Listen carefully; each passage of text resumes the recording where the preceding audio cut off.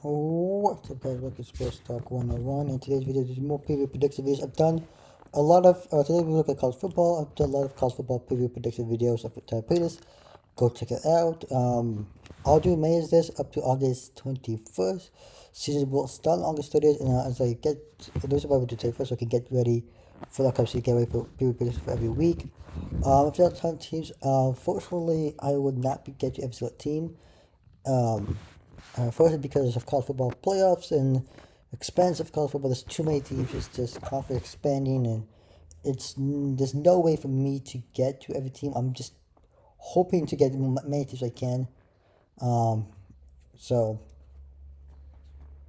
let's get started. Today we are looking at Oklahoma State. Oh boy. Mike Gundy and company. What the hell is happening in Oklahoma State? Okay, I'll explain to you in a minute, but recruiting wise, not great. 55th and 33rd in the transfer portal. 9 enrollees. 13 signed letter of intent. And then picked up nicely in the transfer portal again. Chase Berry, 41 plus out of transfer portal. Chase Berry, punt out of UCLA. You get Jaquan Patterson, safety from Miami, Florida. Grant Sequin, offensive from Nebraska. Grayson Bowser, tight end from Utah State. You get Carson Susu, the tight end from BYU. You get Banks Bowers, the quarterback out of Tulsa. Bob Schick, the lineman from Virginia Tech. Terry Davis, the wide receiver, staying at Oklahoma State. Eric Fletcher, corner from East Carolina. You get DeAndre Borkins, the safety from North Carolina. Darius Thomas, linebacker from Louisville. You get D. Marion Thomas, defense lineman from Vanderbilt. Taji McCoy, edge from Colorado. Wendell Gregory, edge from South Carolina. You get Mark Samuel from offensive from App State. You get Christian Fitzpatrick, wide receiver from Marshall. Cameron Absworth, wide receiver, staying at Oklahoma State. Freddie Brock, running back from Georgia State. Trip White, the linebacker from Ole Miss. Jalen Davis, corner from UCLA. Jalen Lloyd, wide receiver from Nebraska. Steven Haruli Kafuzi, the first lineman from UCLA. Sam Jackson, the fifth, wide receiver from Auburn. House Hajimi, the quarterback from TCU. Michael Dieta, the first lineman from Virginia. You get Jimmy Morris, the first lineman from Temple. You get Samar Rigby, the wide receiver from Purdue. You get Gabe Panikowski, the kicker from Idaho State. You get William Money, the tight end from Utah State. You get Mordecai McDaniel, the safety from Charlotte. You get Louis Kennepa, the first tackle from New Mexico State. You get J.K. Johnson, the corner from LSU. You get Karan Duan, edge from UTEP. You get Oscar Hammond, tight end from North Texas. You get Brandon Royce, the linebacker, and Malik Charles, edge, staying back. You get Kid Hicks, running back from Oklahoma. You get Jordan Owens, tight end from Central Arkansas. You get Brian McCoy, linebacker from Akron. You get Lavaka Tuakiho, the lineman from Weber State, and Casey Carpenter, the lineman from Tulsa.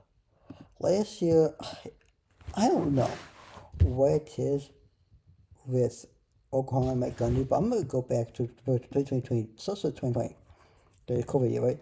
So COVID year no account. So COVID year we're going to not count it because, they really played barely any.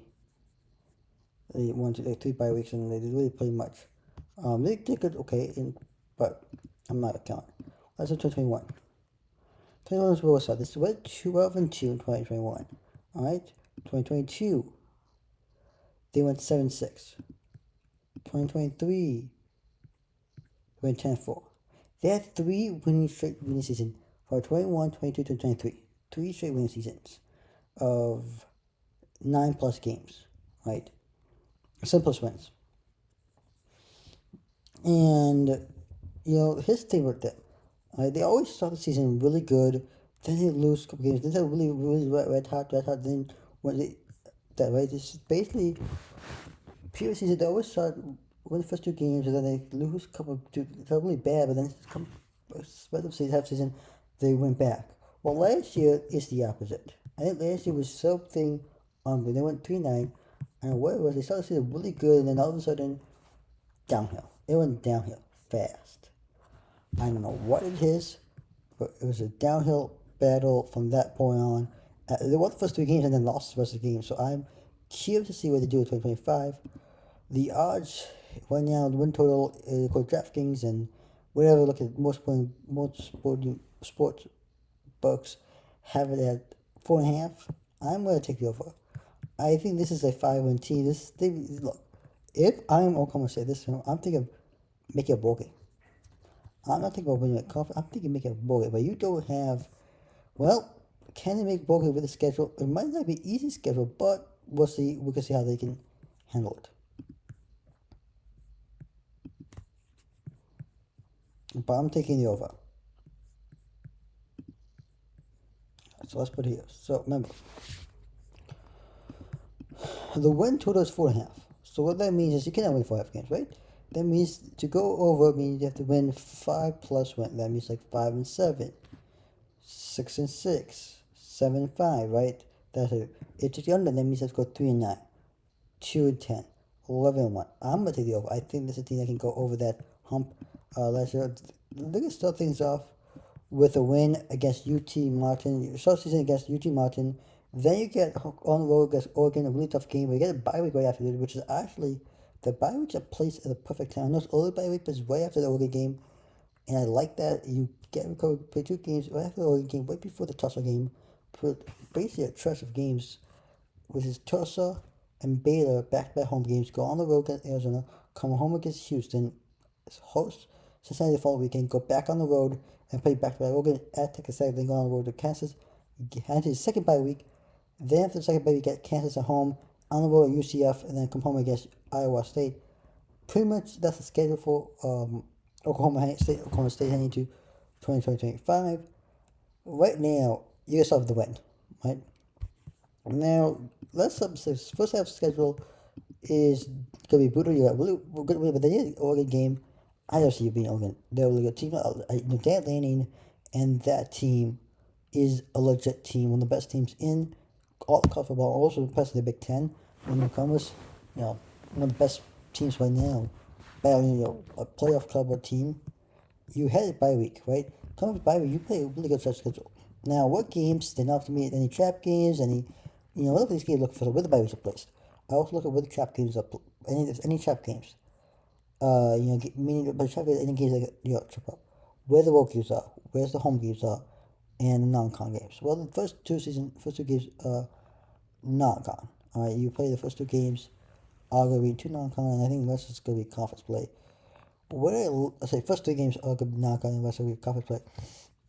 And when I look at this, and especially conference play, which starts September 27th against Baylor, you get Baylor, then get on the road at Arizona. I know Arizona last year was great, got Ted McMillan, the wide receiver, the quarterback. Well, McMillan's off to the NFL. And I believe that quarterback is gone. I think he's in the NFL as well. He's not there. So this Arizona team is going to basically turn around a bit. It's on the road in Arizona. It's right between the Baylor game and Houston game. I think you should be able to win this one.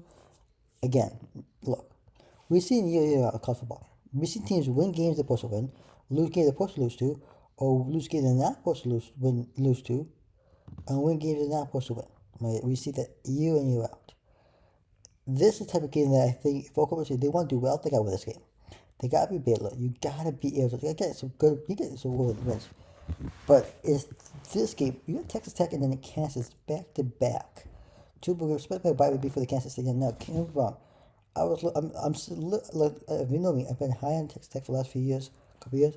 I'm still a little high on them. I still need to see some improvement from Texas Tech. But they got Kansas State another good team that's been playing pretty much good football. I know that what's his name?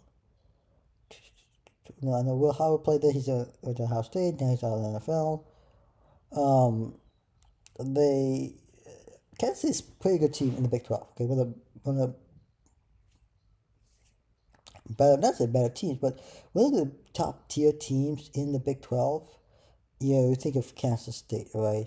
You think of well, it used to be Oklahoma Texas, but now it's Kansas State, Texas Tech is up there. Kansas can be a good team at times. Baylor, once in a while, you get a good Baylor team. Once in a while, you get a good Oklahoma State team. You will get a good Cincinnati team once in a while. Houston can be a good team once in a while. So this any like look at the Big 12. It's like anybody's game. Anybody can win the Big 12, but usually in the past, been Oklahoma, Texas, Kansas State, Kansas, right? But now Texas, Oklahoma, they're off in the SEC. You have now Oklahoma State left behind. They gotta figure out, okay, we could be a top tier team, and I've seen Oklahoma State make the Big 12 championship game before. May have won it, lost it, what I want to say, but they've done it before. Well, current schedule, this is going to be interesting season. See, you do get UCF game is also looking. I worry about because between Iowa State and Kansas State, two good teams. That may be a trap game. Coming off a big win against Kansas, maybe looking ahead. The Iowa State or lose to Kansas is whatever that scenario is. But I don't really see a trap games unless you count the Arizona game and the UCF game as a trap game. But you win this one, and you win this one, and you win this one. So I think you beat Tulsa, Baylor home, you beat Arizona Road, you'll go beat Kent. I think you'll beat Snake. Look, after over 4.5, it 1, 2, 3, 4, 5, 6, 5 and 6. 6 wins. You are now bowl eligible by Saturday, October 18th. Okay, now you make a bowl game. Now you gotta figure out a way. I think you'll lose the next two games just because it's on the road. I just don't know. This is 2 games, back to back, which can be tricky. Now, could you beat Texas Kansas? Sure.